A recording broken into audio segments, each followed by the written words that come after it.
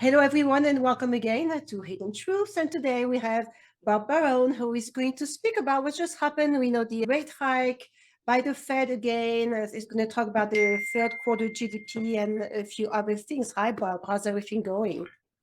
Every day is a challenge. You get up every day. It's awesome to come to work because it's always different. You never know what's going to happen. That's right. We live in very interesting times. Yes. So the third quarter GDP number came out last week. It was about plus 2.6%. You've been saying that we are in a recession. Doesn't a positive GDP number mean we are not in a recession, Bob? I would say that the only saving grace of the GDP number was the headline of plus 2.6%. As it turns out, the net exports part of GDP added 2.8 percentage points of the 2.6, and it was up for the wrong reasons, which I'll get to. If you exclude the net exports, which are imports minus exports, the domestic economy growth was minus 0.2%. We are in a recession. The country still has a large negative balance of trade. And when I talk about net exports, into the GDP report, it is the change in net exports that is recorded. Exports rose and imports fell. Exports rose because the dollar was very strong, and the dollar was very strong because the Fed is hiking interest rates faster than anybody else's central bank in the whole world. And imports fell. Now, what does that tell you about the US consumer? If imports fell, it means they're consuming less and companies are importing less. All of the wrong reasons that we had a positive GDP. And as I said, the recession continues. Now, if we actually look at the real big part of the economy, which is consumption, final sales to private domestic purchasers were less than 0.1% at an annual rate in the third quarter. And if we go back and look at the second quarter, it was plus 0.5%. In the first quarter, it was plus 2% or more. And in the fourth quarter of last year, it was more than 2.5%. So if we look at the chart and look at the black bars, that's the final sales to domestic purchasers. That's consumption. And if you look on the right-hand side, very far right-hand side, you barely perceptible is a little black line. So as you can see, if you follow the black bars, we've been deteriorating over the last year. For sure, big difference. Yeah. Now, if we look at what's going on inside of GDP, services held up the best, okay? And for example, vacation spending rose 6.3%. Wow, that's a big number. Why did that happen? For the last 2 years, there's been pent-up demand. Everybody stayed home because of COVID. And so it was pent-up demand related. And I believe that we've now exhausted that pent-up demand because winter is coming, okay? And people don't travel much in the winter. And by the time we reach next summer, I don't think we're going to see that kind of growth in vacation spending. So the services were strong. The purchases of goods were very weak, with durable goods falling almost 1%. That's an annual rate. And they had fallen almost 3% in the second quarter. So that's 2 quarters in a row of big negative GDP for goods and for durable goods. For non-durable goods, they fell at a 1.4% annual rate in the third quarter, down in the first quarter, second quarter, and now down again in the third quarter. So lest anybody succumb to the narrative that the positive GDP print means a recession has been avoided, you should know that it isn't uncommon to have a positive GDP quarter within a recession. And if you look at the table, you can see that in the recession of 2008, there was a positive 2.3% quarter sandwiched in between a minus 1.6 and a minus 2.1. And in recession of 2001, that was the dot-com bubble bursting. Again, we had a positive GDP quarter sandwiched in between two negatives. Yeah, I mean, the Dow Jones Industrial Average had its best month since 1976 in October, right? But Yes. that was not true for the S&P 500 or the NASDAQ. And so why aren't the major indexes all on the same page? Yeah, they're not on the same page. A week ago, Friday, that would be October 28th. A week before that, the Fed leaked to the news media, to the Wall Street Journal, that they were thinking about, quote, stepping down rate hikes. And then the Commerce Department told us that GDP grew at an annual rate of 2.6% on Thursday. So on Thursday, on the Friday before, on the 21st, and then on the 27th, we had supposedly very good news. The market doesn't at first distinguish much what happened in the GDP. They have since, but not when it's first reported. Everybody just does everything simultaneously or on a whim. And so the immediate action of the commentators was that we had a positive GDP. The Fed has leaked that it's not going to raise interest rates as fast. So everybody was happy, and therefore the market rose. So the Dow Jones rose 750 points the day of the Fed leak. And then it continued to rise the next week, 417 points on the Monday and 337 points on the Tuesday. And then on Friday, the 28th, it rose 829 points when the GDP was reported. So the total points added since Thursday, October 20th, through the end of the week ended October 28th, was 2,529 points. That's 8.3%. And that was huge in just 6 trading days. Over that time span, the S&P 500 only rose 6.4, and the NASDAQ almost only half of what the Dow did, 4.6. So those indexes weren't nearly as robust. So if you look at the table and look at the right-hand column, it's apparent that the Dow in the small cap Russell significantly outperformed the NASDAQ and the S&P. The reason is technology stocks. The Dow has a technology weight of less than 20%. The NASDAQ is almost 50%, and the S&P is 27. In the last week of October, despite the big market rally going on in the Dow, several of the NASDAQ and the S&P's highly weighted technology holdings, they disappointed. I'm talking about Google, Facebook, Microsoft. Okay, and then Amazon, another highly weighted NASDAQ stock, also disappointed. So we have to wonder, how bright is the immediate future when the country's major growth sector isn't growing? That's a big problem. And we've seen that since last week. We've had a couple of negative down days. The media generally just talks about the Dow, but the vast majority of investor portfolios have a whole bunch of tech stocks in them. And as a result, if clients look at their portfolios, they're going to say, hey, the Dow went up 8, but I didn't. And that's because they have the growth sectors, supposed growth sectors, more highly concentrated than the Dow. And that's the reason why the Dow outperformed the NASDAQ and the S&P. That makes a lot of sense when you explain it that way. Thank you. Yeah. So the Fed raised rates several times this year, including 0.75% on Wednesday. It just happened again. Are they going to continue to raise? And what does that mean for us?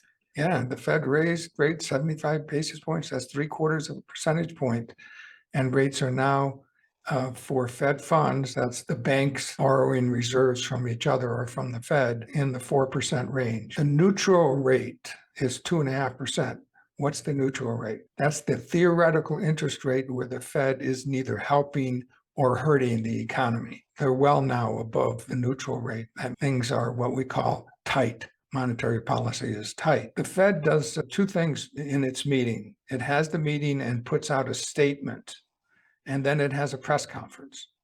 So when the statement came out and before the press conference, the equity market was really happy and it rallied, and so did the bond market. And that was because in the Fed statement, the written statement, they said that in the future, they will be taking into account, and I quote here, the lags with which monetary policy affects economic activity. So this is the first time that the Fed has acknowledged that what they've done in the past takes a while to get through into the economy. So the interest rate hikes that they've had all year are now just starting to impact the economy. And it's the first acknowledgement of that. That implies that the future rate hikes won't be very large and that we may actually be approaching the end of rate hikes altogether. Again, as I said, the financial markets rallied on that news. But that's not what the Fed wants. Okay. They have this new policy of openness. So when they talk, the market reacts. In the past, before 2012, they never ever talked. None of them ever talked. And so we didn't really know what the Fed was thinking. Now we know. So if the Fed says to the market, we're now thinking about slowing interest rates or pausing or even lowering them, the market's going to say, hey, things are going to get easier because the market immediately reprices to what the Fed is thinking. The Fed doesn't want that to happen. They want policy to be tight. And the statement came out, the market rallied, and then Powell had his press conference. And at the press conference, he was very hawkish. And he said that, and I quote here, the ultimate level of interest rates will be higher than we previously thought. And with that, the market tanked. Okay, because now the statement said something, but Powell said the opposite. So they accomplished what they wanted to. They told the market that they're going to slow down the rate hikes, and they prevented the market from easing. That's exactly what they wanted to do. So I think it was brilliant. Yeah, you mentioned several times in the past, you talked about the Fed transparency not always being positive. This is exactly what's happening here. You say that rising interest rates have a negative impact on the economy. To date, have rising interest rates had an impact? Yeah, the most interest-sensitive sector of the economy is housing, and it's really had an impact there. And the reason is that rising interest rates means much higher mortgage payments. So it's harder for people to buy the houses because they can't afford them. But just take an example, a $500,000 home with an 80% loan, which is typical. So that's a $400,000 loan. If we go back to the end of last year, the mortgage rate was 3% on a 30-year fixed rate. So payment is $1,686. Today, rates are over 7, used 7.15, and that payment is $1,054 higher. That's 63% higher. As a result, mortgage purchase applications continue to fall. They were down almost 1% last week, and they're down 41% year over year. That's huge. And it's no wonder because the interest rates have risen so fast. Refi applications. These are applications for people who live in a home just to refinance it, okay? They're down 85% year over year, okay? This isn't surprising, at least to me. Anybody who has a 3% mortgage isn't going to voluntarily give up the 3% mortgage for a 7% mortgage just because they want to put a swimming pool in or go on vacation. So it could be that if they actually want to do that swimming pool, they'll figure out another way to borrow the money and not have to have their whole mortgage at 7%. So that's what's going on in the purchasing world of purchasing of homes. But what about the builders? So the builders build new houses and try to sell them. Those new home sales were down 11% in September and 18% year over year. And if we get rid of the speculative sales, these are sales to intermediaries, people who aren't going to occupy them, and only look at the end users, the owner occupiers, down almost 20% in September. And in September, if you look at the builders themselves, their sales were down over 30% from the July levels, and they were already weak in July. In the existing home market, these are houses that have been around for a while, there's something called pending home sales. These are new contracts that are signed. They haven't completed, they haven't closed, just the new contracts that were signed in the month. They're off 10% in September, and they're down 31% year over year. If we look at the GDP numbers, and in the GDP, we find something called residential investment. That's housing. It was down 26% at an annual rate. And non-residential construction, that's commercial buildings, et cetera, It was down 15%, and it has been down now 6 quarters in a row. It's the lowest level it's been in 11 years. We look north to Canada. We see that their housing market is a little ahead of ours. Their home prices have already gone down 17% from their peaks in February, and those price falls are accelerating. So I don't think the US can be too far behind. If we look at our home price indexes, the most famous one is called the Case-Shiller Home Price Index. It fell 1.3% in August. That's the latest data that we have. And it fell in July 0.7%. August was the steepest 1-month decline since the Great Recession, March of 2009. Okay. And the Federal Housing Finance Agency also has a home price index. August, again, there is the latest data, and it was down almost 1%. And its 3-month annual rate of change is almost -5%. So that was August. That's the latest data we have for the price indexes. We're now in November. The downward price trends by all other indicators have accelerated. So housing is the most interest-sensitive sector. And I think that November, October, September, and October numbers, which we'll get in November and December, will show much faster price falls than we've seen so far. Yeah, people are going to wait until rates drop again to invest in homes again. That would make a lot of sense. Oh, that's not going to happen for a while. Yeah. What other indicators do you have that tell you that the economy is in a recession? So each of the regional Federal Reserve banks, or at least 5 of them, has a survey that they do every single month. The numbers for October were much worse than September.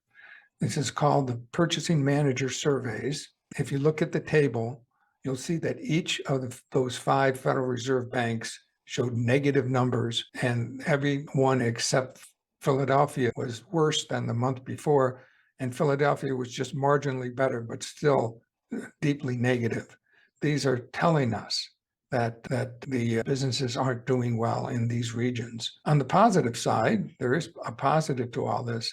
The inflation metrics were positive. What are the inflation metrics? So these purchasing manager surveys measure things like backlogs and supplier delivery delays, how long it takes from when you order to get the goods you ordered. All of those backlogs have fallen, which means there's not as much demand, and the supplier delivery delays have fallen, and they're all back to where they were pre-COVID, which means much of the supply shocks that we saw during COVID have now gone away. And that's good news for inflation. Yeah. Consumer traffic, this is a funny one. Consumer traffic at fast food outlets.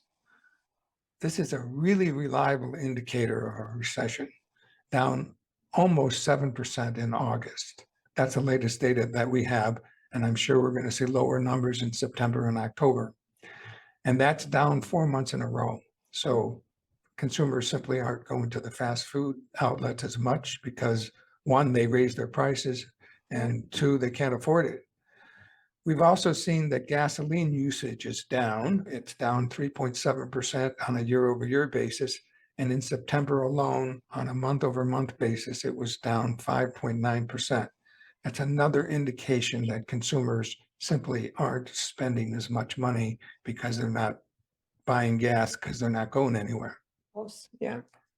So supply chains, you guys remember that the poster child of the supply chain issue was the backup in the California ports. There were pictures of all these ships anchored off of LA. Anybody who follows this will remember those pictures vividly. Early in the year, there were more than 100 ships at anchor waiting to be unloaded. That was a record high. Today, we're now at a record low. And if you look at the chart, you can see that we went from a high there in February to almost only a few ships at anchor off the LA and Long Beach ports. And that says a lot about recession. Yeah, the trends definitely shifted very quickly here. Bob, can you sum all of this up for us and also give us some view of the economic horizon? How should people prepare here? And despite this positive number for GDP, when we look deeper, we can see that the recession has already begun and that critical parts of the economy, especially housing, continue to weaken. Now, as we talked earlier, the Fed met Tuesday and Wednesday, and they raised rates by 75 basis points, and that's what we expected. But it does appear, at least to us, that they're starting to approach the end of their rate hiking cycle. When that will be, I don't know. Critical will be the report tomorrow, November the 4th, on jobs. We've already seen weakening trends in the underlying employment data, like we've seen a large rise in part-time jobs and the growth in people holding more than one job. So the way the BLS counts things is if you lose your full-time job and get two part-time jobs, that's a +1 because they count part-time the same as full-time.